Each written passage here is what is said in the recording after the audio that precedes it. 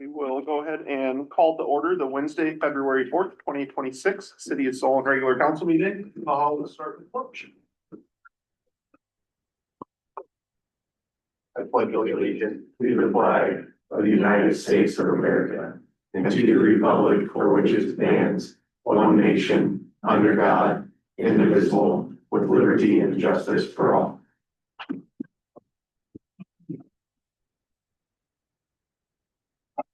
All right, roll call. Farley here. Gordon, Kramer Here. Mackey is on his way.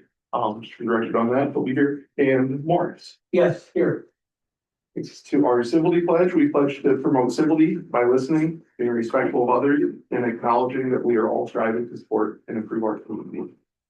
Looking to perfect and approve the agenda. Cammy, any known changes tonight? No changes. We have motion to perfect and approve the agenda. Move to approve. Second. Motion by Morris, second by Kramer. Farley. Yes. Gordon. Kramer. Yes. Morris. Yes. Takes us to citizen speak. So this is a time for anybody to speak on agenda items. We had a couple sign up this evening. We'll start with Janet, but yeah, if you'd like, go ahead. How many claimants here? 3, please. Mayor O'Neill and council members, I'd like to introduce myself. I'm Janet Godwin, and I'm running for the county supervisors representing District 2. District 2 includes Solon, along with our eastern townships in Johnson County, eastern precincts of Iowa City, as well as Hills and Bone Tree. So just a little bit about me. I'm a mom, first off. I'm a neighbor, and longtime Johnson County resident. I've been here since 1987, attended graduate school at University of Iowa, raised my 2 kids at city schools in Iowa City, proud graduates of City High. I worked for 35 years at ACT, and I've served on a number of local boards. So Community Foundation of Johnson County, the School District Foundation. I served on the school board in Iowa City for 4 years. And I'm one of those weird people who actually really like serving on school board. I'm running for supervisor, not for a title, not for a paycheck, but I believe in the power and the potential of Johnson County and all the different communities and residents that we have here. And I want to bring my experience to the table to help us forge our future together in partnership and collaboration. So just a few of my priorities that I'll be campaigning on. First and foremost, in this new district arrangement we have in the county, my goal, should I be privileged enough to win this election, is to represent District 2, represent you, be your voice at the table, at the board of supervisors meetings, recognizing that there isn't a one-size-solution that meets the needs of all the different communities in Iowa City. What works for Iowa City may not work for Solon, and may not work for Hills, it may not work for Lone Tree. So my goal will be to represent you through learning and understanding the needs of Solon, and making sure my voice is your voice at the board of supervisor table. My second priority is around supporting Main Street local development. And what I mean by that, economic development in the county.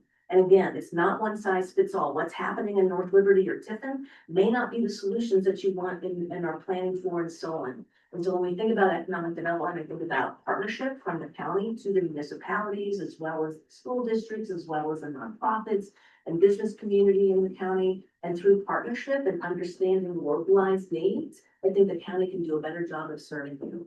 And then my third priority is around taking care of your taxpayer dollars. We all pay a lot of taxes. And I want to make sure the county is taking care of every one of your dollars. And so one example that I'm going to do, if I'm elected, is to propose that the supervisor salaries be cut by 50%. That would save the county about $250,000 a year that we could put to other priorities in the district. Those supervisor salaries, by my review, are wildly on benchmark with the other 99 counties in the state. And I think that's a simple thing that we can do to maximize your taxpayer dollars. Other things around efficiency with how we spend our discretionary dollars, making sure we're true to our strategies. But again, strong stewardship of taxpayer dollars is something that we hear a lot from me in the campaign. So you're wondering why I think I can actually accomplish these things. I've got a lot of experience running companies with budgets the size of the county. The school district budget was bigger than the county's budget. I think through all my years, though, of experience, the thing I've learned the most is that being an effective leader starts with respect. It starts with being present, listening, collaborating, and being a partner first and foremost. And that's what I would bring to you. Should I have the opportunity to serve on the board of supervisors. So thank you for the opportunity to introduce myself, and I'm sure you're both great people. Yes, thank you for coming in. And did you have some of the brochure or the flyers too? So she was gonna leave some at the table, if anybody's interested. Tony.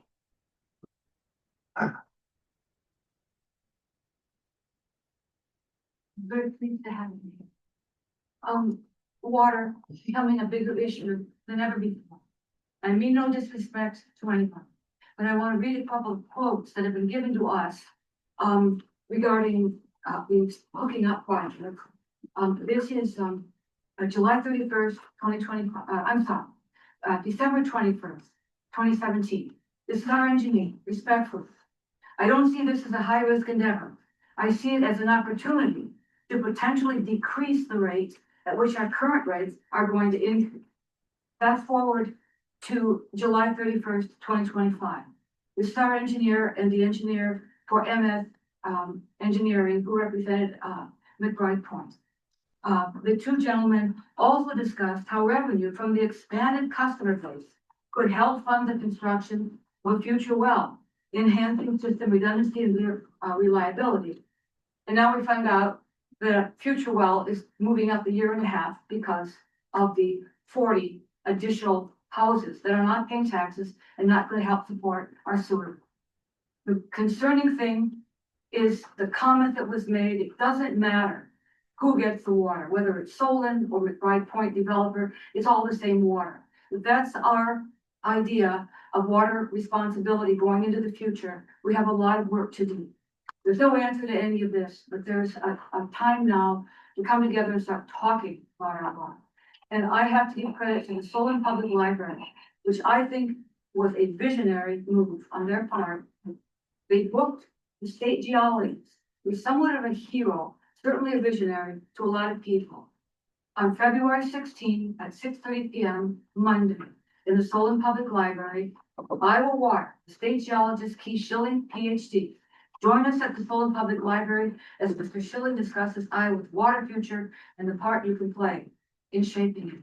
I ask and encourage every member of the council to come and sit with us and start learning and asking questions about, as he puts it, how we can improve management of our water and protect it and address our new issues.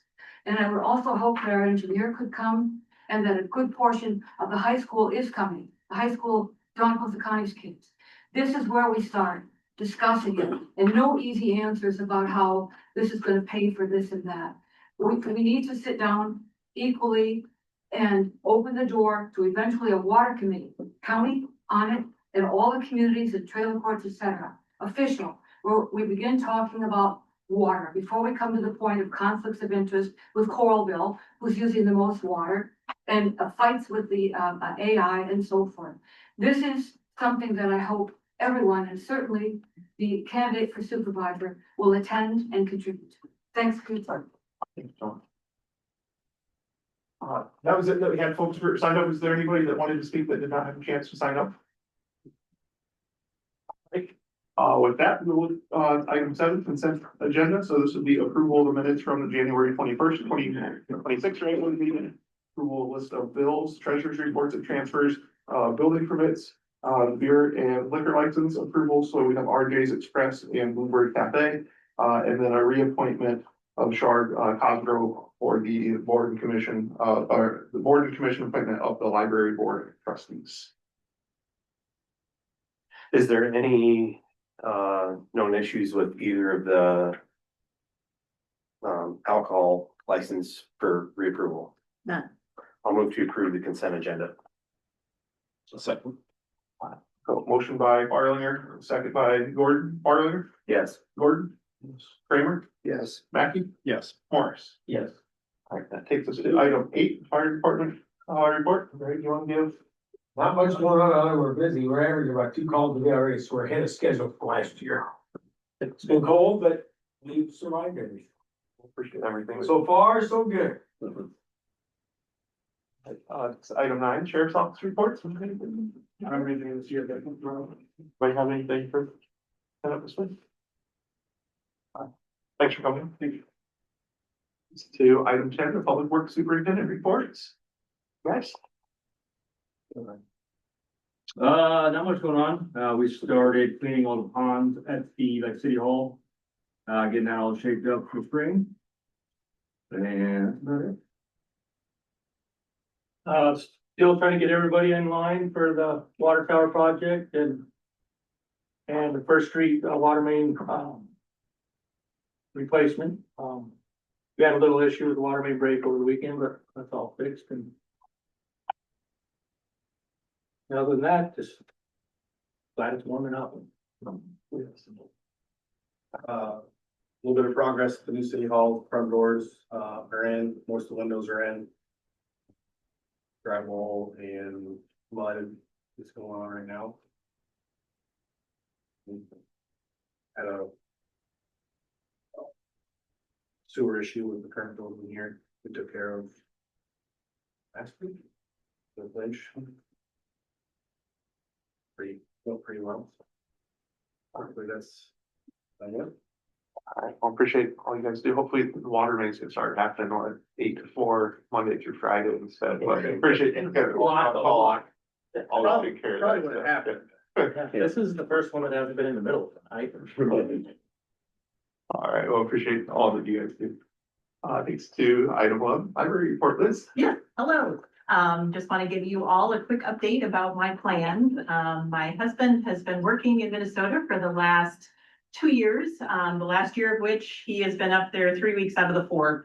And so as that started to transpire and he was commuting so much, we realized, okay, we need to look at this and that needs to come to an end at some point. And so that's where we are, is that it is time for me to say goodbye and so that we can actually live together in the same house for more than 1 week each month. So that is the situation about why I am leaving. It has been such a privilege to be working here in this community, serving this community at the library. The staff is amazing. All of the city staff that I get to work with, it's just been incredible. I remember having a conversation with Cami at one point and an inspiring statement that she told me that we should always be trying to leave our position in a better situation than when we got here. And I've tried to keep that in mind each day that I work to serve the community. And so I have a couple more things that I'm trying to get done before I go. My last day will be March 30th. We'll probably still be in the area for a little while longer as we sell our house, but that's just sort of where I think that will make the most sense. I would very much like to have benefits for part-time city employees. Anybody who's on the council for a while knows that I bring this up every year. New members, just to let you know, that's something that's very important. Again, valuing all of our city employees, our staff are our greatest asset. And so anything we can do to make everybody feel valued, very important. The washer and dryer installation at the library so that the new director no longer has to do library laundry every weekend. So, and Chris has been helping me with that along with Steve Fisher, our board member. So I believe that that's going to happen before I go. And then the other part will be collaborating with Cami just to make sure we do have the City of Solon new department head orientation already, so that then that is the best opportunity for the success for our new director. So thank you very much. And it's been a pleasure serving you. Let's see here, library report. It is blind date with a book. Every February we do blind date with a book. We wrap up all different kinds of books in brown paper, put a few clues on them, and you can check them out and maybe find an author you've never considered before or a type of book. So I encourage you to come do that. It's for adult all the way down to middle grade, so lots of opportunities there. On the 14th, we will have our tiny art show activity on Saturday at 10:30, where you can come and paint a mini canvas and then also build out of clay your frame. So that's all ages. Come and enjoy that at the library. And then later that evening at 6 o'clock at the community center, enjoy gym games.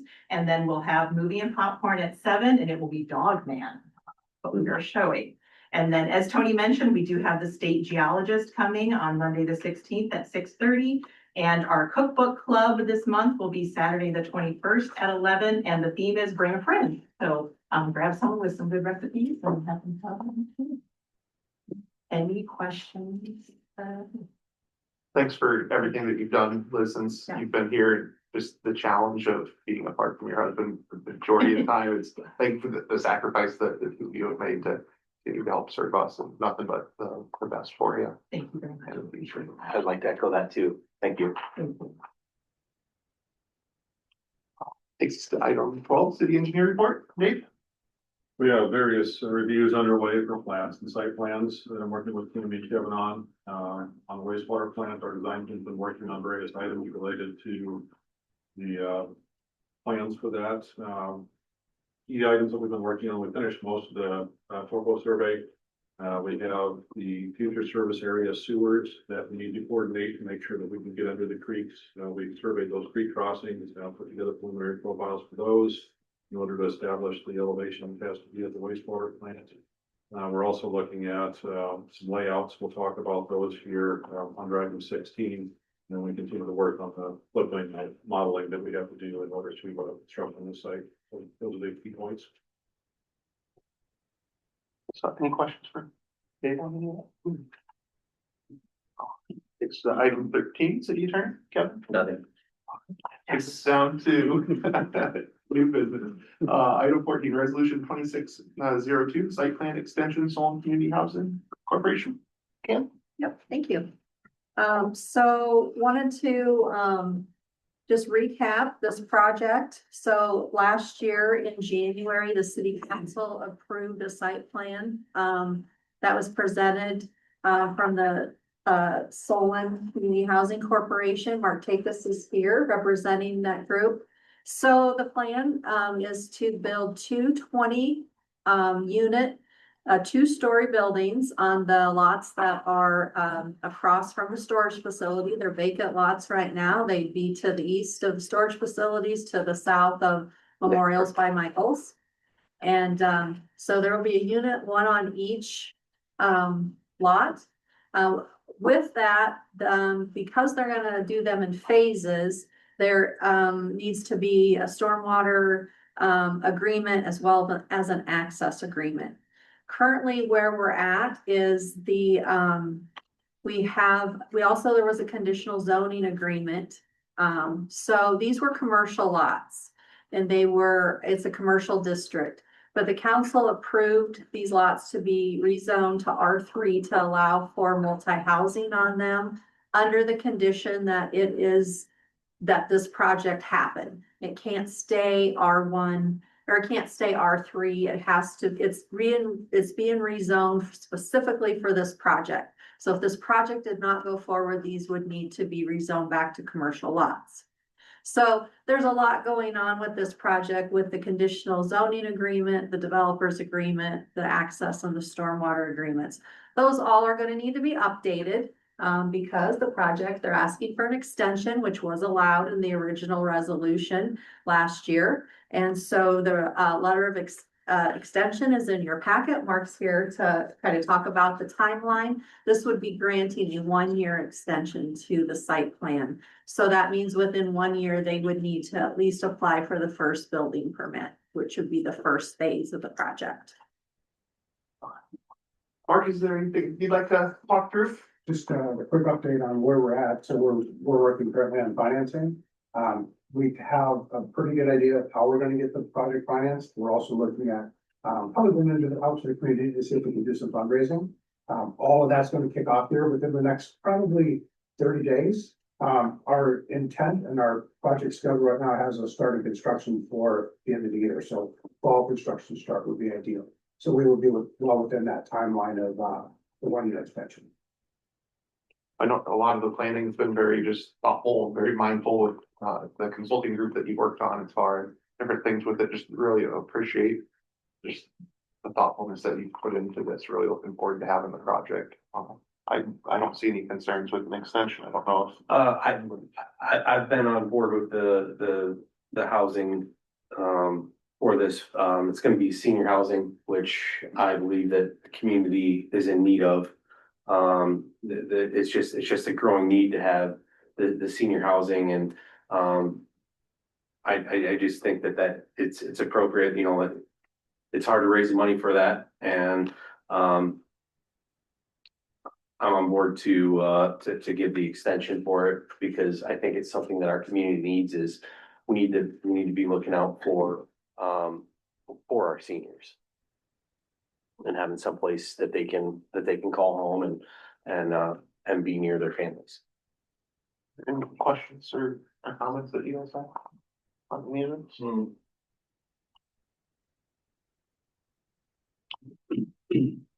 That we have a motion for action on resolution 2602. I'll move to approve resolution 2602. Second. Motion by Bartley, second by Kramer. Bartley? Yes. Gordon?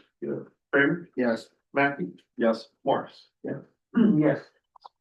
Takes us to item 15, resolution 2603, the McBride Point water request. Can be Kevin or Dave? I can start off with the resolution. So this resolution, as we had discussed earlier, or in a meeting before, this resolution doesn't approve any agreement with McBride Point. This just directs the staff to enter into negotiations with the McBride Point subdivision owners so that we can get this process moving along. So basically, if you look at the 5 bullet points at the end, this is the things we're looking at and what we've done with the Gallery Acres people. We'll be metering the property right as you come into the connection into McBride Point. The owners will be charged twice the base residential water usage rate. They will be 100% responsible for the cost of connecting the water main and providing connections within their subdivision. They'll also, each owner, or however they want to do it, that each owner will be charged a one-time connection fee to access the city's water system. And then at the end, we'll have an operations agreement like we did with Gallery Acres that talks about the nuts and bolts of something happens, repairs need to be made, stuff like that. So basically this resolution, and then this resolution just allows the staff to go forward with these different types of agreements.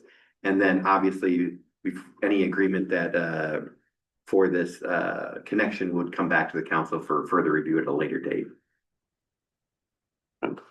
The item 4, the one-time connection fee on that, would that be, I know we have connection fees, would that be earmarked to help with future water, or would it just go into the water utility fund? All the connection fees go toward water and sewer connections. Any questions, comments? How many units are involved in this hookup? 25. McBride Point. 26. McBride Point's the one across from Glen Acres. Right, south side of the highway. It's on the side For worlds, Yeah, okay, thank you. or they do. I don't know. I think one thing with this is that through just the findings that we had is without this connection, knowing with the water concerns, without this connection, they aren't flushing. What with Dave started to John's spot, what was it, about 55,000 gallons a month? Yeah, in order to maintain their water quality, depending upon usage, that would be estimated currently. And so looking at that was around, it's 650,000 gallons a year that's just getting dumped to the ground. So it's from a water conservation standpoint, I feel like this is something that will help us conserve water usage. If the water line wasn't run out there already, I think I'd probably feel differently. But the line is in, and just knowing that it's right now, it just feels wasteful.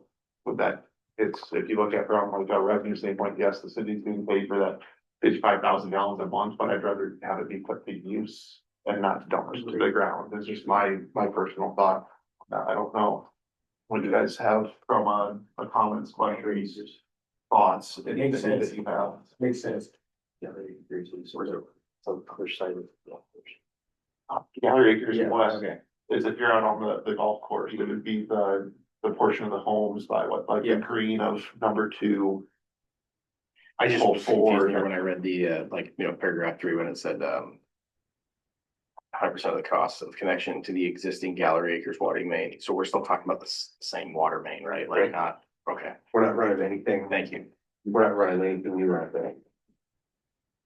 We're gonna dump 50,000 gallons of water. I think if your main concern is water conservation, then this is a good option because you're conserving that water. And the city's already putting it out there. They have to use it one way or the other, whether they're using it, whether it's being used in that line or not. It's getting flooded. or it's getting used in those homes that are out there. Yep.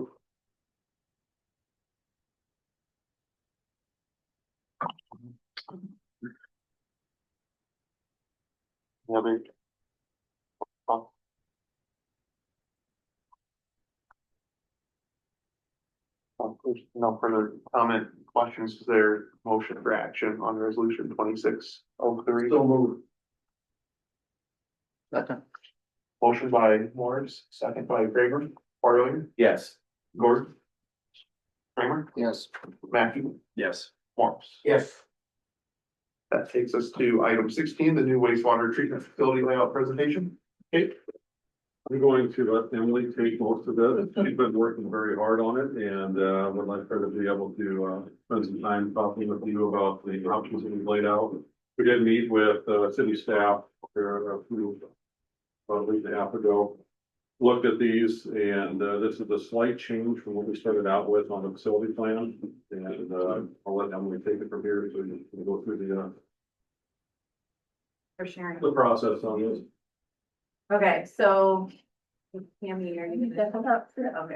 So the loose piece of paper that's with you, this was the one that, the layout that we had included in the facility plan, very preliminary to give us a rough layout. So we just included it for your reference. I know there's a number of council members that are newer to this project too, so we wanted to just do a quick update before we get into the facility plan, layouts on the schedule to give you an idea where we are. So, the facility plan was complete and has been submitted to DNR. Funding is moving forward. The facility plan has not yet been approved, still in DNR's court. They're just, mostly concerned about making sure that we're okay with that development, the, Trail Ridge up to the north there, northwest. The survey, as Dave mentioned earlier, is pretty close to complete. And the next big item on there is we should have the consent plans and specs for some city review toward the end of March. So you can see this going all the way through. I won't go through it more than that, but, you know, we're still planning to begin construction and bid in the spring of 2027. And all of that depends, of course, on permitting mostly. We do have a number of permits. So, if you look to the layouts that we have, so the option 1 that we're presenting, we have in those options a current layout, and then for future expansion, we want to be mindful of what we could do in the future. Sorry, Tammy, you just got the other one up. Layout 1 is kind of a jumping off point for keeping the Headworks building, which is where the water enters the site on the west end of the site. And then we're flowing from west to east across the center. So Headworks would have pumps and screens and gritting. Then we go to the aeration basins and then into the clarifiers and then looping back to the west to the and south to that UV building and then back to Mill Creek down to the south. The little green lines that are thinner are internal plant piping. And then the big change here, the aeration basins have moved a little further south from the original plan that was in their facility plan. And then we have moved the, Excuse me, what? Why did that move? well, You're gonna. because we moved the sludge storage to the north. And the reason we did that, when I say sludge, biosolids, the solids that are removed in the process, we moved that to the north, and that was simply to reduce our need to expand into that floodplain area. Okay, So you can kind of see there's a little blue, skinny blue line. Yep. So that's the current floodplain roughly. We're working on modeling that to get that updated. But, those buildings all on the north side, that are on the north side of option 1 have to be driven into with vehicles. So they would have to be at grade. Tanks can go up and down. We can bury them more or less in the ground. And so when we looked at this to try to reduce some of the earthwork, we looked at moving that to the north. Now, that does mean if you flip the page, option 1 well, we have a bigger layout too, because we were gonna talk about the access road also, but go 2 pages forward. And it shows the future layout for option 1, so that, you know, a duplication. Sure. Now, this facility that we're designing is supposed to go to 10,000 people roughly, so this is way in the future. But we wanted to keep that in mind while we're designing. I guess our thought on that is we're trying to minimize the earthwork, like I said, and stay as much out of the floodplain as we can, hopefully to kind of control the costs a little bit. And then, and if we flip back a page, the access road is also shown clear up to Highway 382. We're looking at trying to speak with the trustees on the cemetery and see if they would be interested in allowing us to do a shared access that would align then with the drive across the street, what is it, Old Mill Creek, that road that serves that development. We just think long-term that might be a better solution. If not, we can go back to the original facility plan. It's not shown here, but we did have an access off of Highway 382 that stays entirely on the city-owned property. But I know Cammie is, approach the trustees and see if there's any interest in that option. Just, it makes more sense from a traffic flow standpoint. Big road on that, right? Yeah, they do. And when they came into the city, we had an agreement that we already agreed there would be a road of some type Sure. through there. But under this scenario, it would be an actual street. And with the new floodplain modeling, that opens up a larger area that potentially could be fields or facilities. And it doesn't make sense to have a road going right through buildable space. Sure. So win-win, win for them, win for the city, and it allows that to be future expansion for usable area. Sure, is that ink So line, that's is that the property boundary? There's, the kind of pink orange line that kind of goes down the new road. That's the property line. Okay. Yeah. So we just split right down the property line. I mean, that can move a little bit one way or the other, but we do need to make a decision on that because right now that pink line that goes down the road was the end of our environmental review.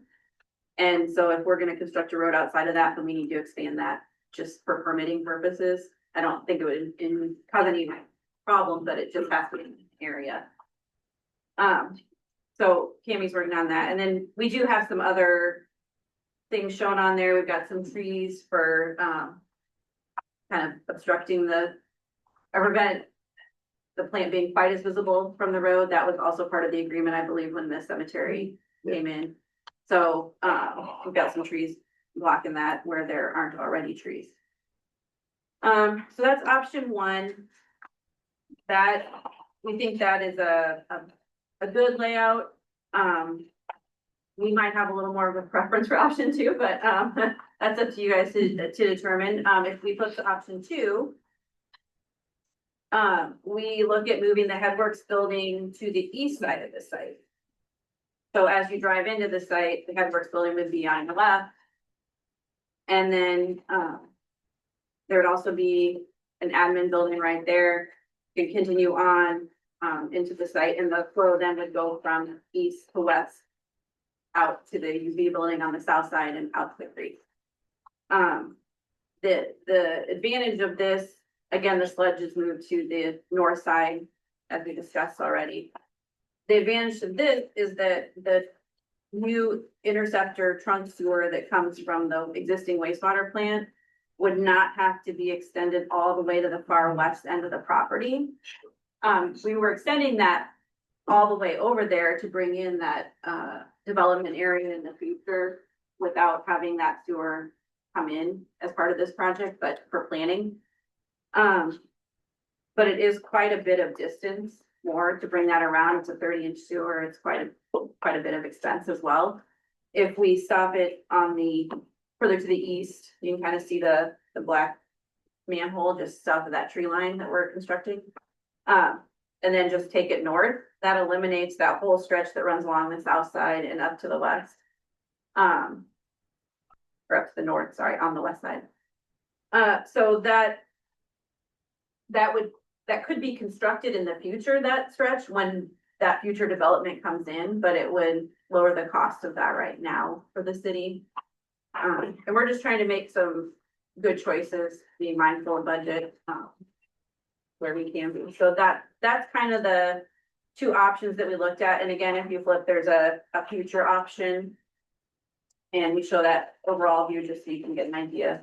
See all those big circles? Those are all the properties we need to be aware of and maintain distance from. Big dash circles. That are really apparent on the overall site plans. So that kind of gives you the idea of how much. What were those big, the big circles, what were those again? I'm The sorry. big circles are distances from other properties like residences Oh, or okay. buildings that we have to maintain. DNR requires you to maintain 1,000 foot or 90% of the existing distance that exists.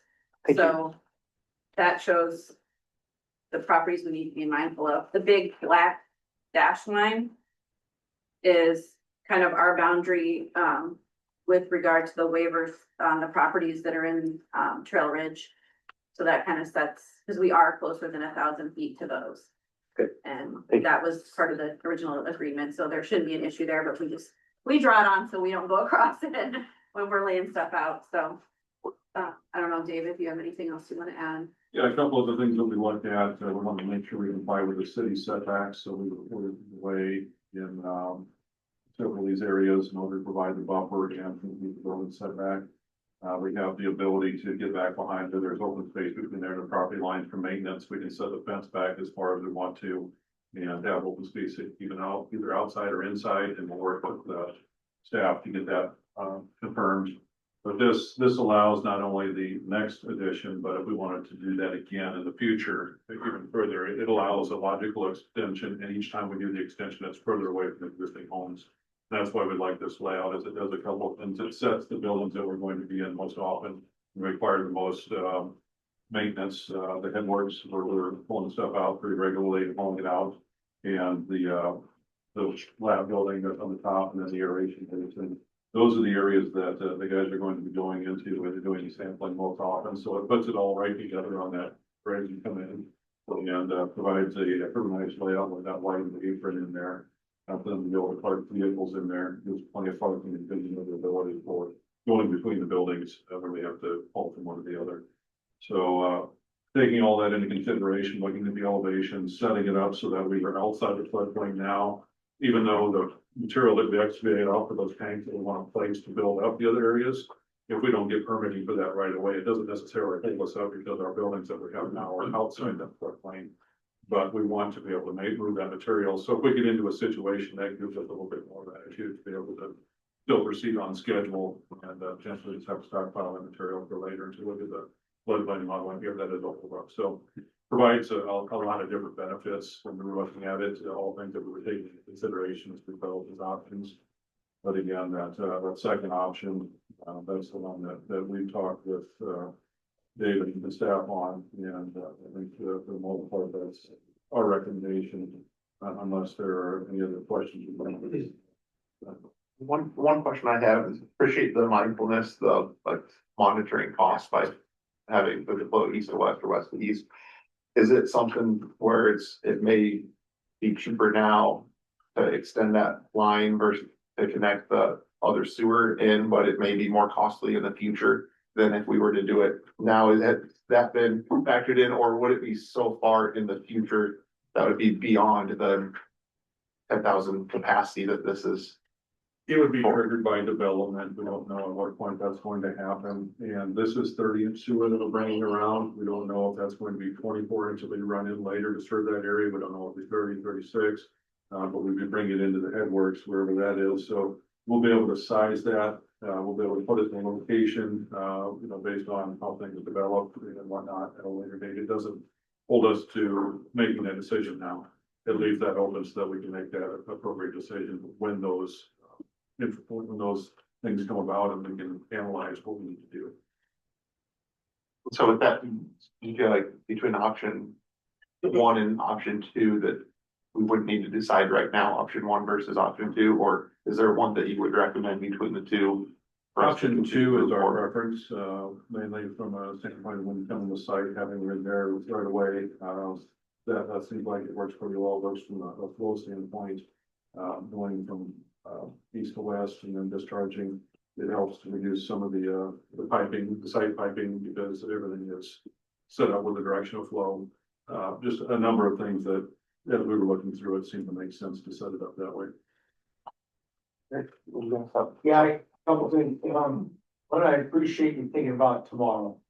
Think too often today, I'm the broken record, but you build things for today and don't think about tomorrow, so I really, really appreciate that detail.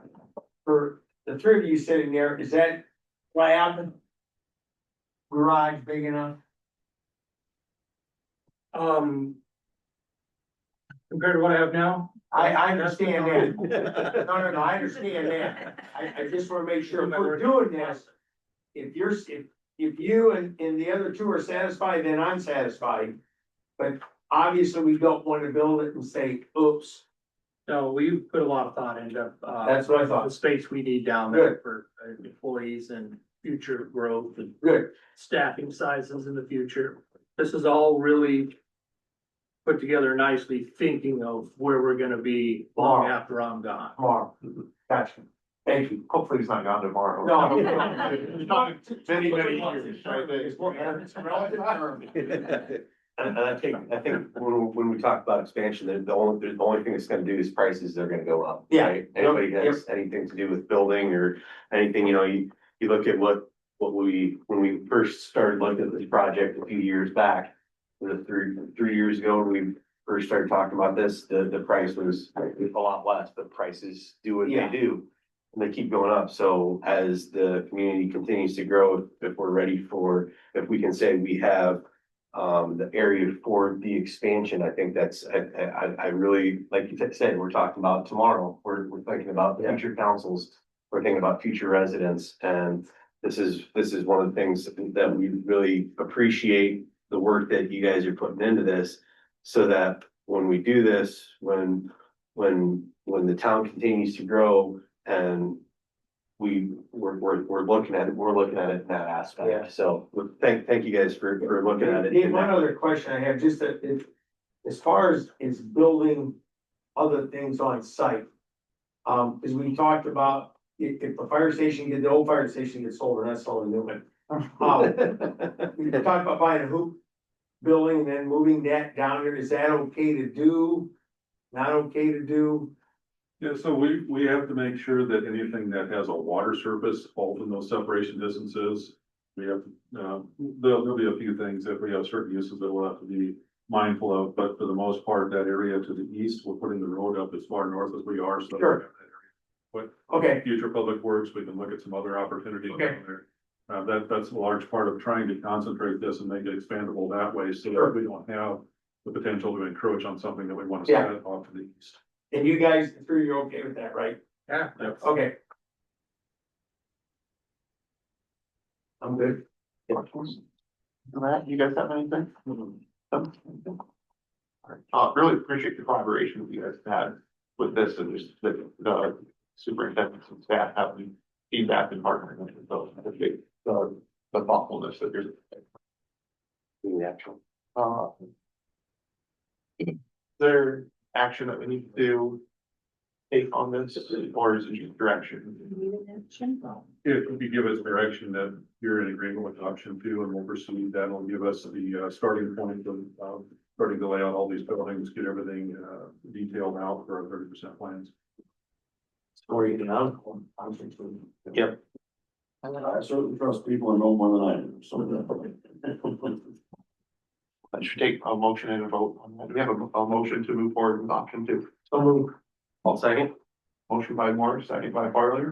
Yes. Gordon? Yes. Kramer? Yes. Mackey? Yes. Morris? Yes. That takes us down to other business, so item 17, council committees. The 2018 committee met, last week with school representatives and we have a good, path forward. I'll be getting a draft over to the school this week. Couple items left on that agreement, so good progress made. Item 18, city clerk report, Susan. Item 19, city administrator comments. Wanted to let the council know that I've received 2 applications for planning and zoning review. The first one is the site plan for the turf facility for the school. And the other one is the K-Frame subdivision that was looked at the last meeting. Also want to give shout out to our very own Dave Richards for being on the front page. And appreciate all the good works he does and all the great work he does for the city. It's good recognition that you probably didn't want public, but you do a heck of a job. All right, takes us, item, 20 council comments. Any comments from council this evening? Now, I've got one. Jill Waitman called me today. She has a very active senior group that is gonna put some thoughts together on the community / recreation center and see what we're bringing some info to us in the future at a council meeting. So that'll be interesting. Had a couple good interactions with her and explained to her the dollars and cents of things, so maybe she'll surprise us all. Item 21, mayor comments, just on second everything Cammy said, it's great recognition they have. That takes us to closed session. So item 22 is be a closed session pursuant to Iowa Code Chapter 21.51C to discuss strategy with counsel in matters that are presently in litigation or where litigation is imminent, where its disclosure would be likely to prejudice or disadvantage the position of the governmental body in that litigation. Do we have I'll move to go into closed session. Second. motion by Farlinger, second by Kramer? Farlinger, Yes. Gordon? Yes. Kramer? Yes. Mackey? Yes. Morris? Yes. All right, that will take us into closed session. You guys will step out this way. Hey, you want to grab doors or you door? Thank you.